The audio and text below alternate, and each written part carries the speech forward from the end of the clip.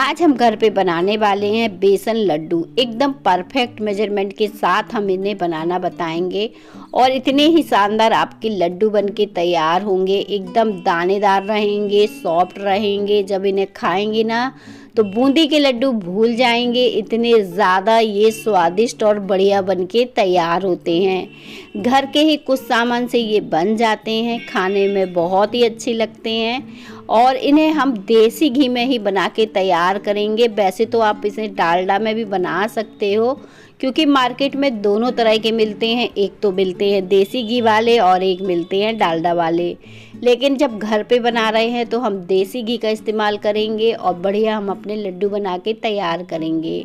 आधे कप मैंने घी लिया है और इसे डाल दिया है।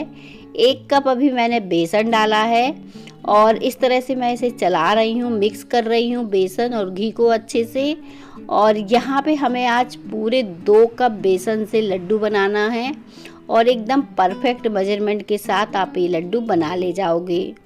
अब 1 कप भर के हमने और इसमें बेसन डाला है तो हो गया पूरे 2 कप, और जो घी हमने डाला है वो हमने आधे कप डाला है।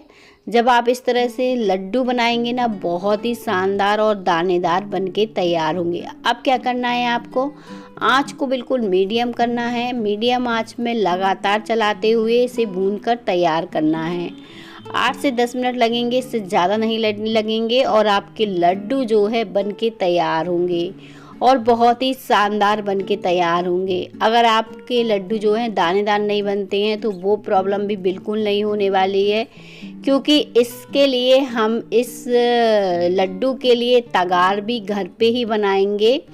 तो यहाँ पे पहले हम बेसन को भूंज के साइड रखेंगे और इसके बाद ही हम तगार बना के तैयार करेंगे।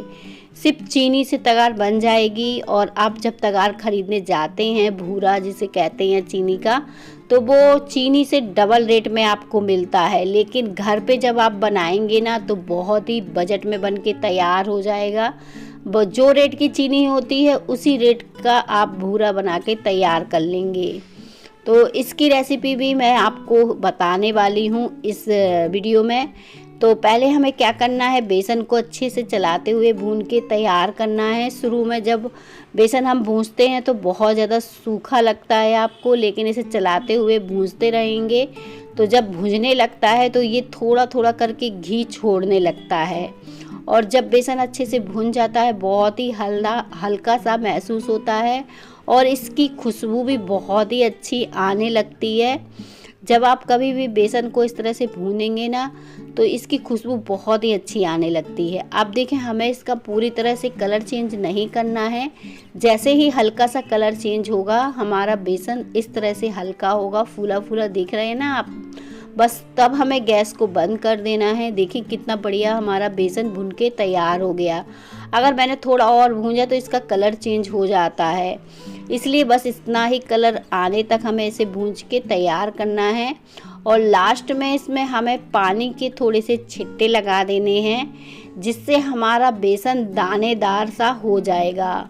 और ये देखें कितना दानेदार और बढ़िया फूला हल्का हमारा बेसन हो गया है। अब जब इस बेसन से आप लड्डू बनाएंगे ना तो बहुत ही शानदार बनके तैयार होंगे। पानी के छिट्टे सिर्फ आपको 2 बार लगाने हैं, इससे ज़्यादा नहीं लगाने हैं।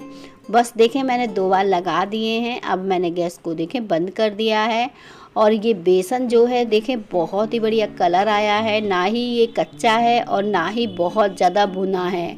इसी तरह से आपको बेसन लड्डू के लिए बेसन को भून के तैयार करना है। तगार बनाने के लिए आपको चीनी लेनी है। यहाँ पे मैंने 2 कप चीनी से कम लिया है, क्योंकि हमने 2 कप बेसन का इस्तेमाल किया था, तो मैंने 1.5 कप चीनी ली है। और आधे कप से थोड़ा सा ज़्यादा हमने यहाँ पे पानी लिया है और पानी को डाल दिया है, क्योंकि जितना ज़्यादा हम इसमें पानी डालेंगे उतना ज़्यादा हमें टाइम लगेगा तगार बनाने में। जितना कम पानी डालेंगे उतनी जल्दी हमारा तगार जो है बनके तैयार होगा। तगार में कुछ करना नहीं रहता है, सिर्फ चीनी को इस तरह से चलाते जाना रहता है और घोल लेना रहता है।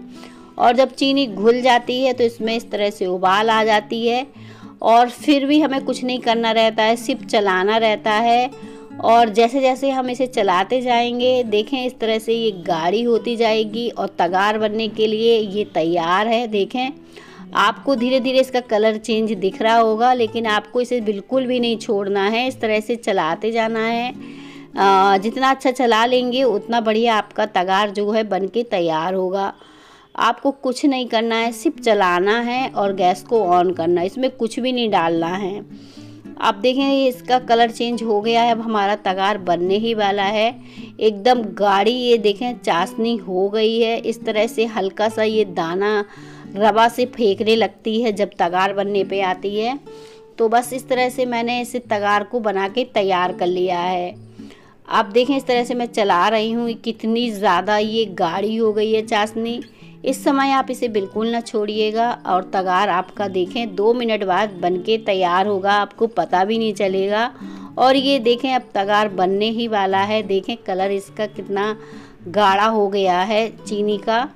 और जैसे जैसे मैं चला रही हूँ वैसे वैसे चलाते जाना है आपको और बस तगार आपका बन जाएगा। आप देखें कुछ ही देर बाद ये तगार जो है बनके तैयार हो जाएगा और आपको बिल्कुल भी नहीं पता चलेगा। जैसे मैंने कहा है, अगर आपने पहले कभी तगार बनाया है वो अच्छा नहीं बनता है, तो इस तरीके से आप तगार बनाइए, ये बहुत ही अच्छा बना है, एकदम दानेदार सा है, देख रहे हैं ना आप। और बस इसे अब ठंडा करके हमें छान लेना है। देखें तगार कितना ज़्यादा दानेदार और बढ़िया है। अब मैंने इसे छान लिया है और जो इसका जो गुलटी से पड़ गए हैं ना, तो इससे आप बिल्कुल परेशान ना हो जाइएगा। मिक्सी के जार में डालकर थोड़ा सा इसे चलाइएगा तो बस इसका देखें पूरा एकदम अच्छे से ये बनके तैयार हो जाएगा, एक भी चीनी बर्बाद नहीं होगी जब आप इसे मिक्सी के जार में इस तरह से चलाकर छान लेंगे। अब ये परफेक्ट तगार हमारा जो है बनके तैयार हो गया है। आप इसे डिब्बे में भर के सालों साल रख लीजिए, ख़राब नहीं होता है। और जब भी कभी आपका लड्डू खाने का मन करे तो आप इस तगार का इस्तेमाल कर सकते हैं। अब मैंने देखें जो तगार बनाया था उसे मैंने डाल दिया है, लेकिन थोड़ा सा तगार मैंने बचा लिया है, ज़रूरत के हिसाब से ही हम इसमें तगार डालेंगे। या फिर बहुत ज़्यादा जब मीठे लड्डू बनाने होते हैं ना आपको, तो आप पूरा तगार इसमें डाल सकते हो। हल्का सा बेसन गरम रहेगा तभी हम ये तगार को डाल देंगे, बहुत ज़्यादा गरम में ना डालिएगा, ठंडा कर लीजिएगा क्योंकि गर्मियों का समय है, तो ठंडा करके बेसन को इस तरह से डालिएगा। और फिर देखें इसके लड्डू बना लीजिएगा, बहुत ही दानेदार बढ़िया आपके लड्डू बनेंगे, ना ही ये चपटे होंगे और ना ही ये बैठेंगे। देखिए कितने शानदार ये लड्डू बनके तैयार हो रहे हैं, एक एक लड्डू बहुत ही शानदार है। जब इस तरह से आप बेसन को ठंडा करके बनाएंगे तो बहुत ही अच्छे लड्डू आपके बनके तैयार होंगे, एकदम दानेदार रहेंगे, सॉफ्ट रहेंगे। मैं इसे तोड़ के दिखा रही हूँ। रेसिपी अच्छी लगे तो